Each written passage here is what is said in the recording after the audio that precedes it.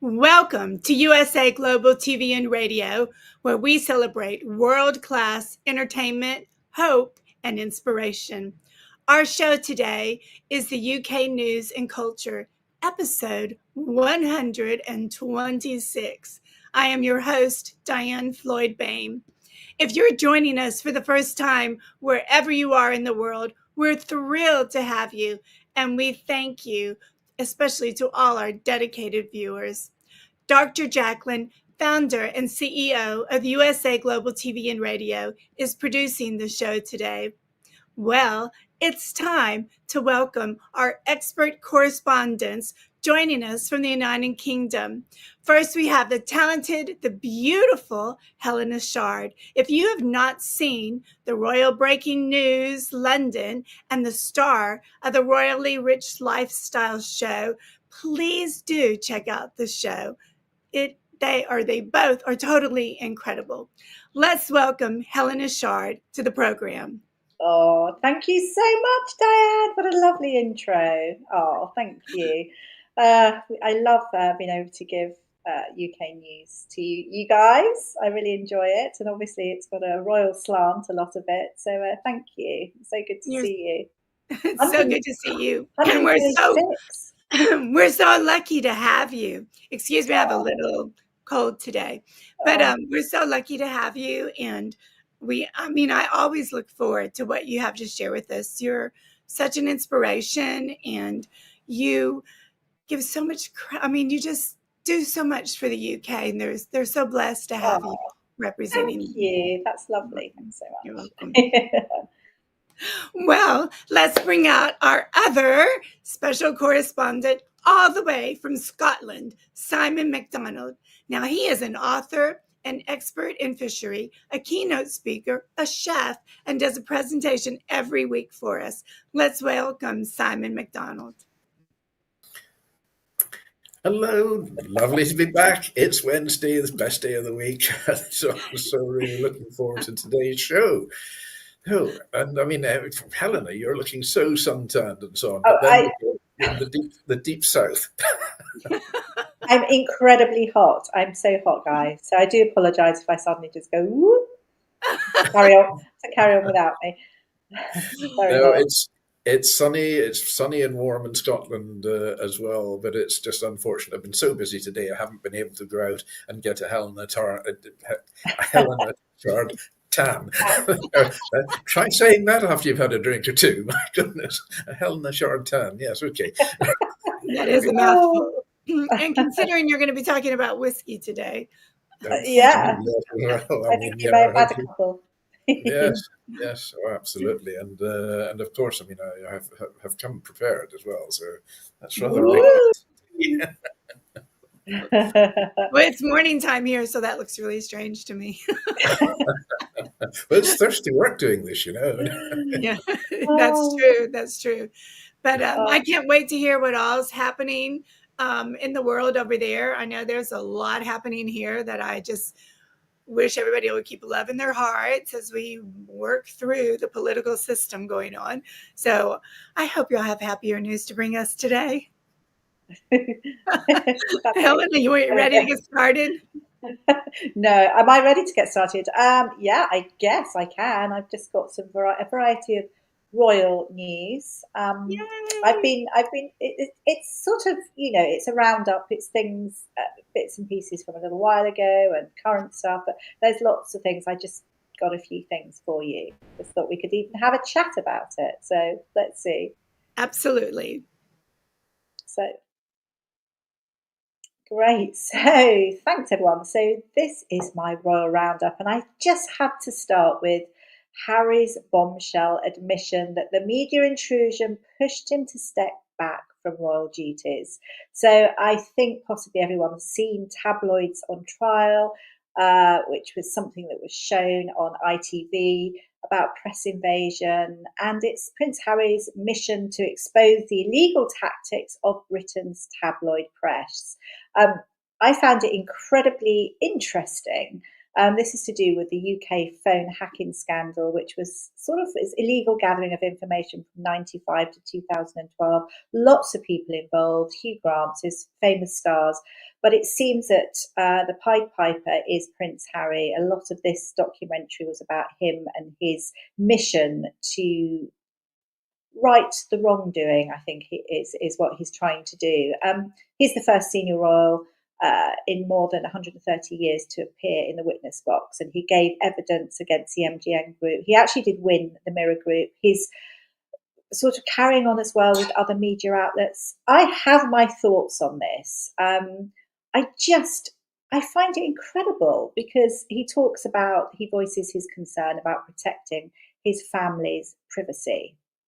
So, I mean, how ironic after everything that's been done, that he has done to his own family as well. So it's a bit of a blame game.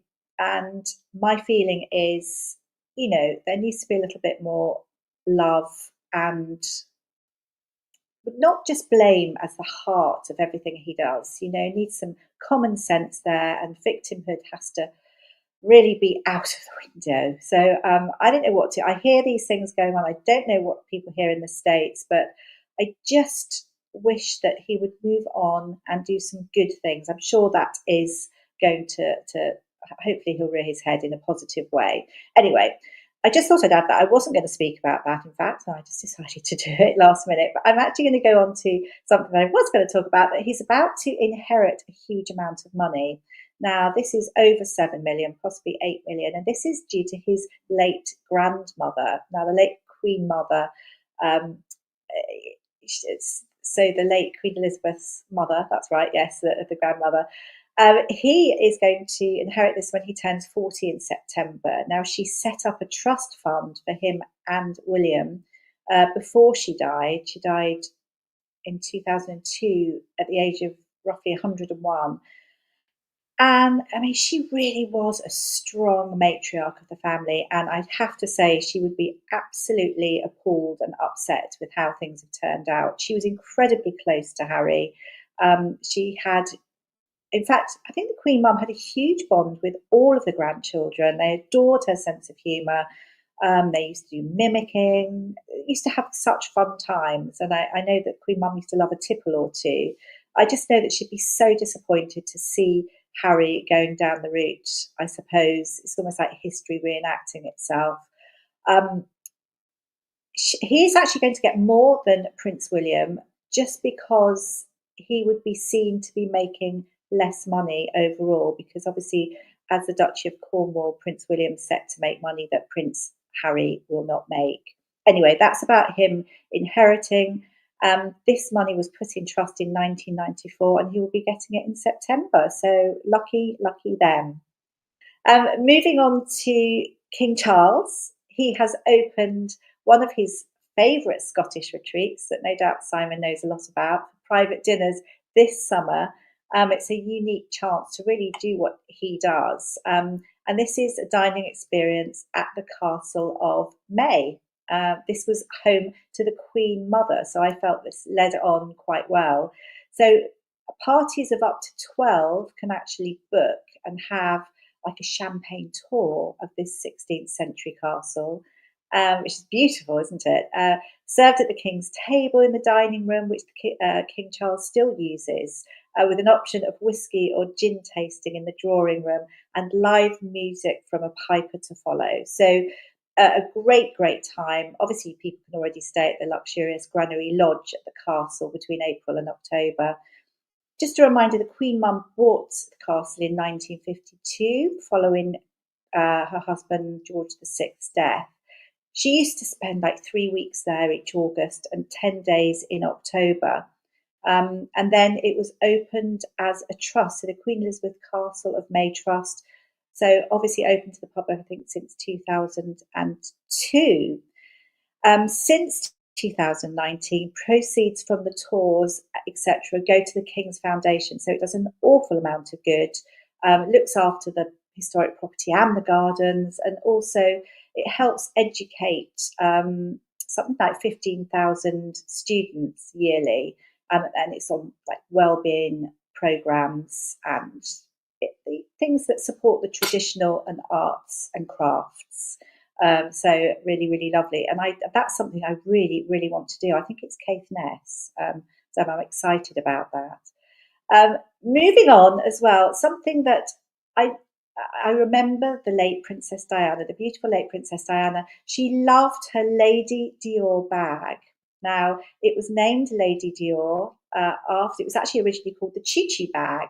That's a beautiful, I love that photograph because I can actually see Jenny Bond, who's a really great correspondent, royal correspondent here in the UK, just in the background there, but doesn't Princess Diana look absolutely stunning? So just imagine that Dior actually named the bag after her, Lady Dior, and she had a bag in every single colour, and she was always out and about in it. I think there's something about her, she sort of had a boss woman status in the 90s, and a really great relationship with lots of the top fashion houses, and obviously Christian Dior worked with her, which was absolutely amazing. Reason why I'm bringing that up is now we've seen Meghan Markle carrying a Dior bag, or should I say, I'll call her Meghan Markle, carrying a Dior bag embroidered with her royal title on it.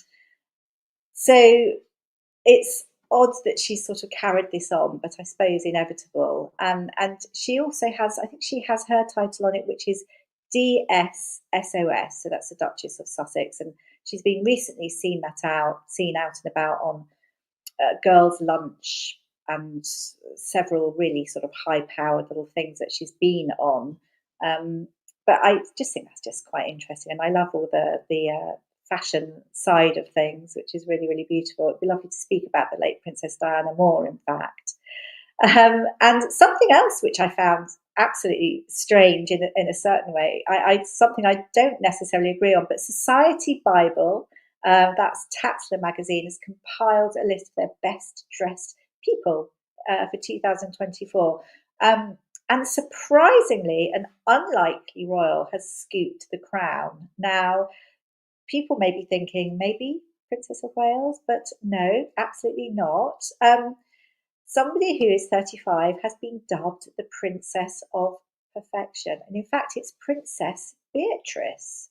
Now, that's obviously Prince Andrew's and Sarah Ferguson's daughter. Now, that's a funny picture of her at the beginning because she's had a huge style transformation. And to begin with, you can see that funny hat, which was auctioned off.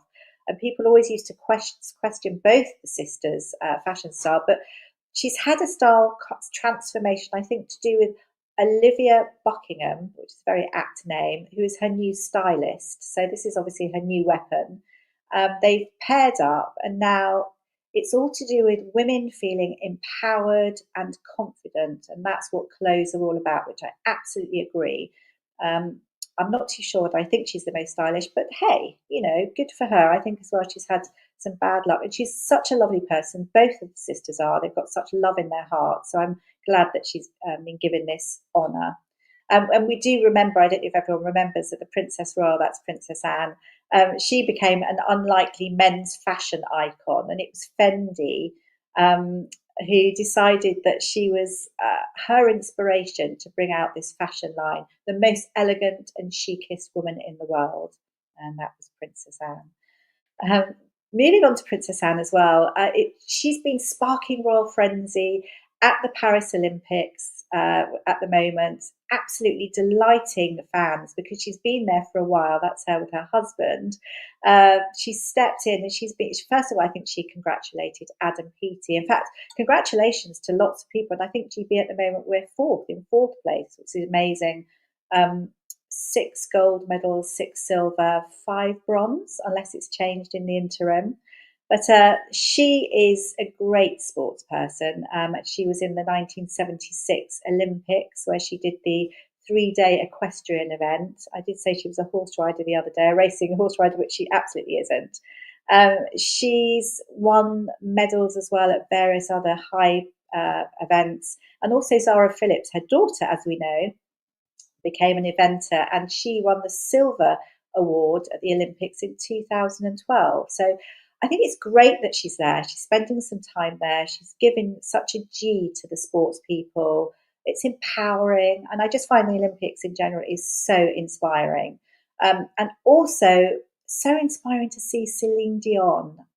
If people haven't seen Celine Dion, the documentary about her, I Am Celine Dion, I really think that everyone should watch it. Every emotion, I mean, I experienced while watching that. So wonderful to see her. She made a return, really singing outside in front of the Eiffel Tower. Beautiful rendition. It's a hymn, L'amour or something. And as I don't know if people know, but she has stiff person syndrome. So it is amazing that she hasn't performed since 2021, where she had to cancel her Las Vegas residency. So to come back now, it just is so inspiring. And also Super Trooper Princess Anne again, seasoned advice from Princess Anne. She is, I think this is very sweet. And in fact, they will work very well together. So the Princess Royal is teaching the princess pitfalls. Now, this is Princess Charlotte. The Prince and Princess of Wales are absolutely so thankful to Princess Anne, who has taken 9-year-old Charlotte under her wing, and teaching her all the things, basically what you should and shouldn't do, quite for obvious reasons, as you can imagine. But it's sort of like her next stage of training. So she doesn't make mistakes that quite obviously can happen, and we can see that playing out at the moment. She's been also, they've been enjoying themselves. You know, they've got a close bond. They've been talking about everything from women's football to, you know, sailing, ballet, fashion, and she's, I suppose, teaching her to be the perfect standby queen and how to foster a healthy relationship with her brother. So as not to ensure that they won't end up rivals like William and Harry, and instead that they'll be like, have a mutual respect for each other. So I think that's a really lovely thing to see, and I really love to see how that plays out, because we know that Princess Charlotte is very vocal, she's very bright, she's very in the now, so she takes, you know, she joins in with conversations, which I think for a young girl obviously it's so important. But anyway, I've got lots of other news, but I think I will stop there, and I can always add something later if necessary, as I'm not too sure what time it is or how long I've been. I'm just wittering away. No, that was absolutely fabulous. I don't even know where to start in talking about everything. Goodness because me, I loved, I had no idea all that was going on with Harry, but I absolutely love Yay for Beatrice. That is so wonderful, because I remember when they smeared her with that hat, and I'm just thinking she was brave to wear that. I thought it was kind of cool.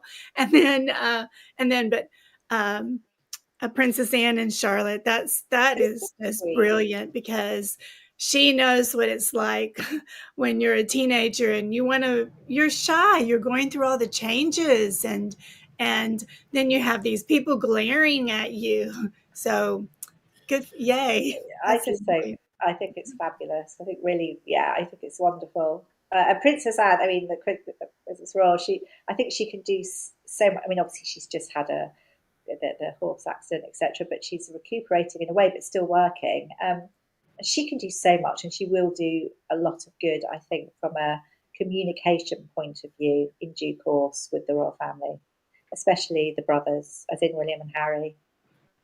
Yeah, William and Harry. The saga continues. It's that hat that Beatrice was wearing there at the wedding. I mean, I can't get over that hat. I mean, one minute I think it looks like, you know, the antlers on an antelope, and the next minute I think it looks more like a toilet seat. I mean, it's the most bizarre piece of headgear ever. It's amazing. The only good thing, look at that, look at Charlotte and Princess Anne. That's so lovely. That's that's from the Order of the Garter, because I can see Anne in all that the feathers and plumes. But no, it's funny, isn't it? I think that was Prince and Princess. Was it their wedding day? But anyway, the good thing about that hat, I mean, I know she was attacked quite viciously by the media, was that it was auctioned off for charity. So there's always a good news story there. Yeah. And somebody actually paid money for it. Goodness gracious. Of course. And so I have a question for you, and if it's inappropriate, tell me, but I want to learn, because I think many Americans don't understand. When Prince Harry got on the airplane and he held that sign, I think it said "We're free" or something like that, I thought he was walking away.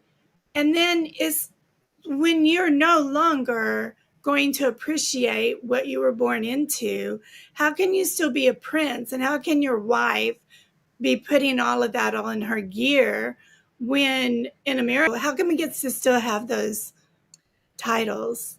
Well, Prince Harry will always be a prince because of that's his birthright.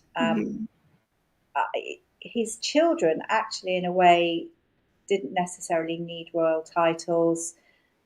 As you can understand, Meghan will hang on to anything because it gives her a platform.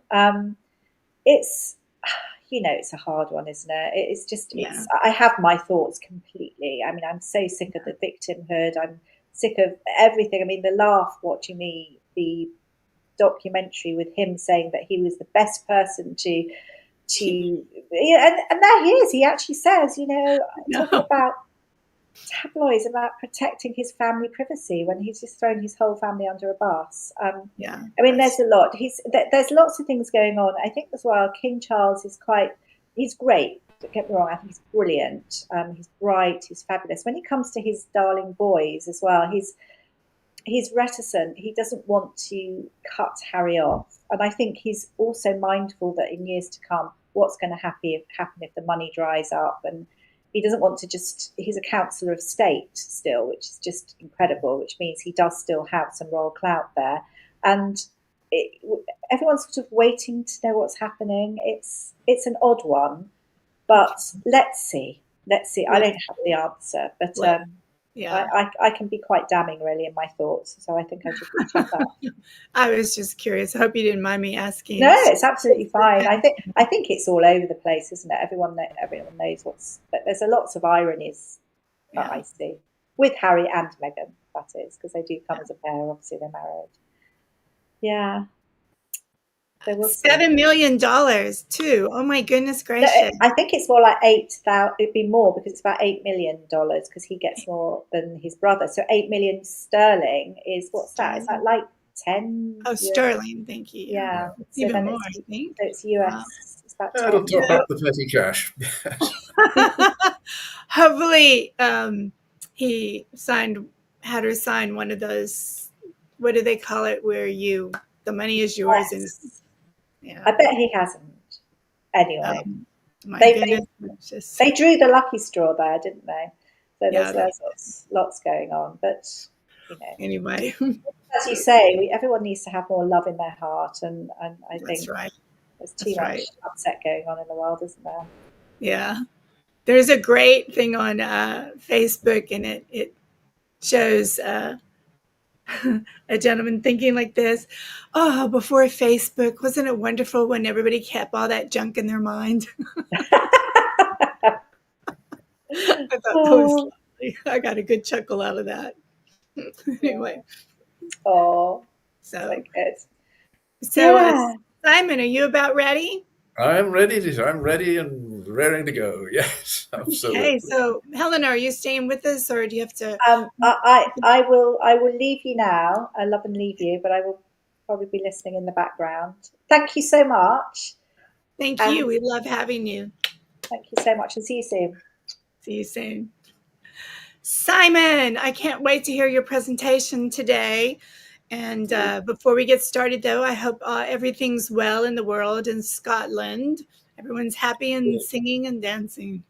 Absolutely, everybody's just in mint condition here, and the tourists are out and about and so on. But I just wish people would slow down on the roads. The roads here, they're a bit sort of twisty and turny and so on. And sadly, there's been a lot of accidents recently. There was one in the local village here as well, where a girl, 29-year-old girl, lost her life on her motorbike on a roundabout. So, please, enjoy Scotland when you come here, but just slow down and take it easy. Yeah, that is for sure. Well, let's get started with your great presentation. I can't wait to hear what it's all about. I know it's whiskey, but that's all I know. Well, there we are. This week, I am looking at revisiting the SS Politician, famous for its part with whiskey galore in the movies and the books. So it's precisely 83 years, actually, since the historical event which inspired the book and the film of Whiskey Galore. But the true story of the sinking of the SS Politician is even more remarkable than the fictional tale. 83 years ago, on the morning of the 5th of February 1941, during the war years, the SS Politician was heading north past the Scottish Outer Hebrides, having cast off from Liverpool 2 days earlier. Its final destinations, well, Kingston, Jamaica, and New Orleans. After passing the Isle of Man, the weather had worsened, the wind had risen to gale force, and the ship's captain, Beaconsfield Worthington, changed course as a result. Now, this was an unwanted distraction and difficulty for a crew anticipating a winter crossing of a U-boat infested Atlantic Ocean. Then things got considerably worse. As the winds drove the SS Politician further off course, at 7:40 a.m., a lookout glimpsed land. In desperation, the ship swung away, only to founder on unseen sandbanks off Rosnish Point on the Isle of Eriskay. Events moved quickly after that. The ship's fuel tanks were ruptured, its engines gave up minutes later, leaving the crew to await rescue and salvage of their precious cargo. To the locals, beset by the deprivations of war and rationing, well, this was too good an opportunity to miss. Unofficial local, shall we say, salvage parties began to form, with men and some of them even donning their wives' old dresses to prevent their own clothes from becoming stained by incriminating ship's oil. Well, the SS Politician was carrying all manner of trade goods, from cotton to medicines to biscuits, bicycles, but the ship is best remembered for the contents of hold number 5, which was some 264,000 bottles of Scotch whisky. That landing on a Hebridean island. Oh my goodness. Well, they came from far afield, as the Isle of Lewis, and according to reports at the time, few of any regarded what they were doing as stealing. The foundering of the ship made its cargo theirs to save under the rules of salvage. Quite right, too.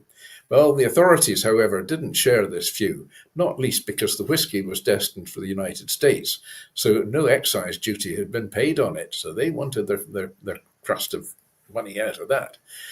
There followed a second attempted land-borne salvage operation, with the police raiding villages and crofts in an effort to recover the liquid cargo and the locals secreting their ill-gotten gains wherever they could, under floorboards and water tanks, under rocks, buried in the sand on the beaches, and even hidden under the eaves of their homes.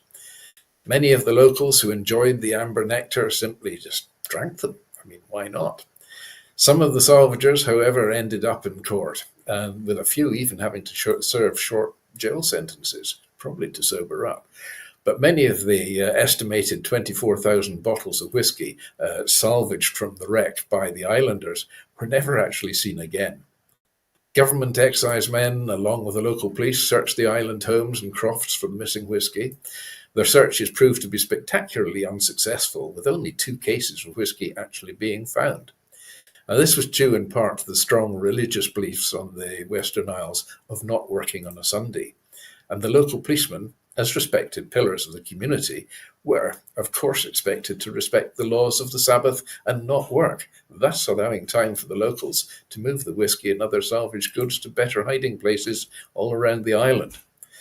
An official salvage operation was mounted by a Glasgow company with the aid of their salvage ship under the command of Captain Edward Lauriston. The salvage crew managed to bring out 13,500 cases of whisky and 3 full casks from the wreck. Several eyewitnesses later said that the salvors helped themselves to the whisky whenever they wanted and returned to their billets in Eriskay and South Uist with the bottles and actually share some of it with the islanders themselves. As official salvage operations were called off, the ship's hull was dynamited to destroy any further temptation to explore its contents. But the odd bottle was still washed up on nearby beaches, and a local diver even found 8 bottles of whisky in the wreck as recently as 1987.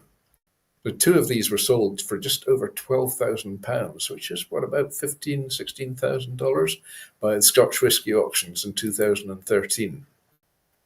So far, so familiar.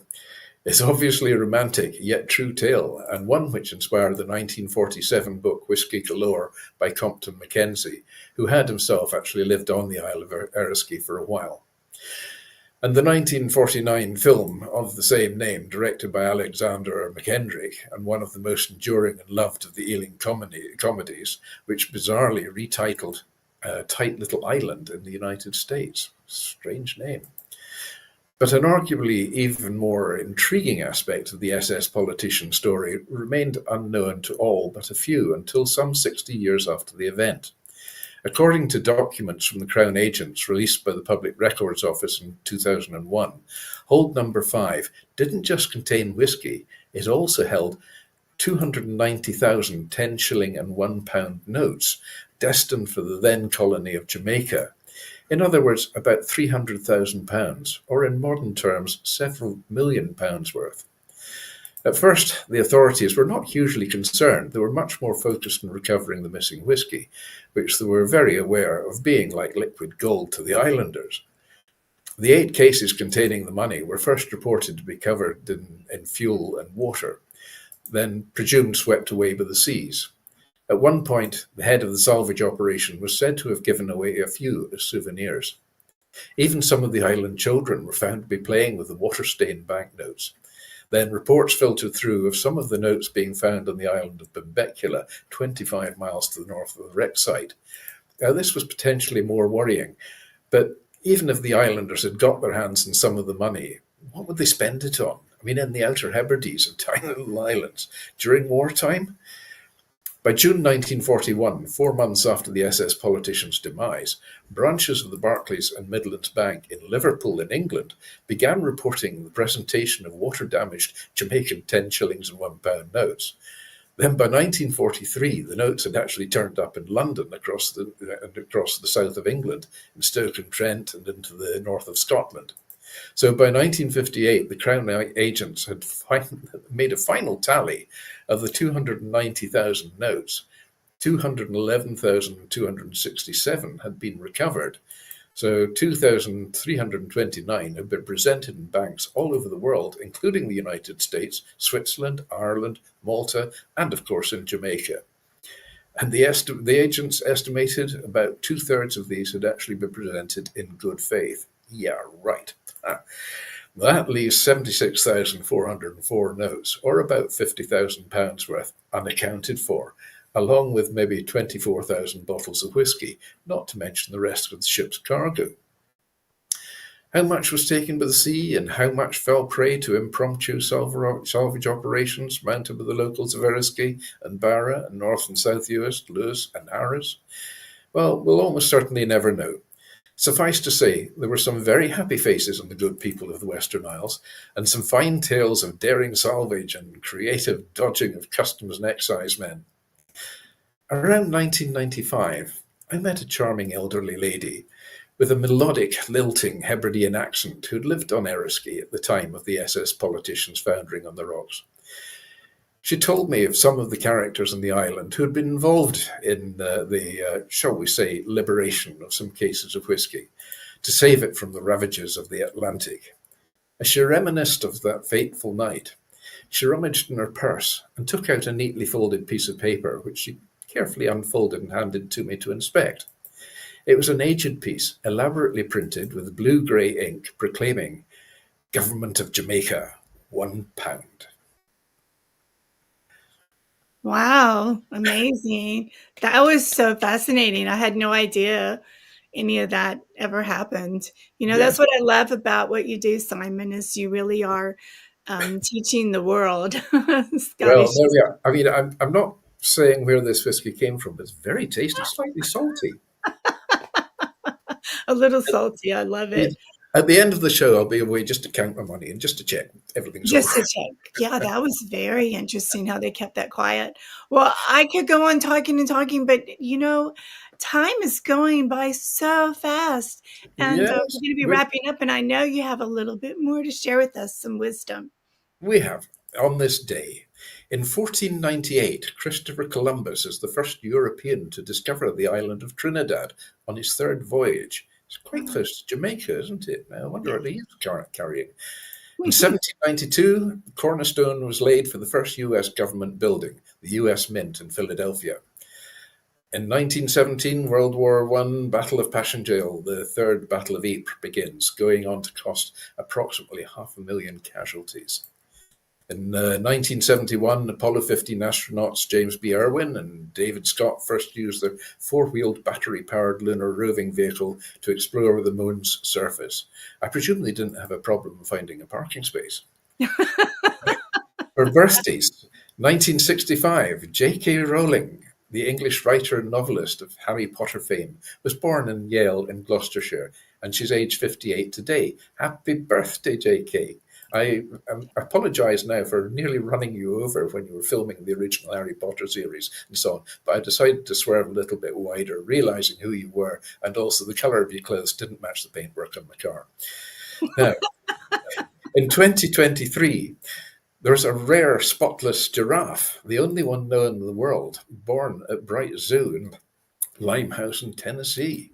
It's one today. Happy birthday, spotless giraffe. Is that spotless like it doesn't have spots, or is it just spotlessly clean? I wonder. Deaths. In 54 BC, we've got Aurelia Cotta, the mother of Julius Caesar, who died aged 66. Don't ask me how I found out her name and what age she was. You never ask a lady what age she is, especially the wife of somebody as savage as Julius Caesar. So she was 66 when she passed away. In 1875, Andrew Johnson, the 17th US president, dies of a stroke, aged 66. I'm very glad I'm past the age of 66 now. I am hoping I have now got a much longer life today. Yes, 66 is very young as far as I'm concerned. Me too. But we passed that one while we're home and dry. We're clear. Praise God, right? So Yeah. I'm aiming for 300. So there you go. Oh, that's pretty good. That's a pretty high target to go for. Yes, I like somebody that's got ambition. Yeah. Well, maybe if I have some of that Scottish whiskey, it'll keep that heart ticking. Absolutely. Yes. Yes. Well, I want to congratulate you also for your new show. That's very exciting. And Yes. The Scottish Connection with Simon Macdonald. Goodness gracious.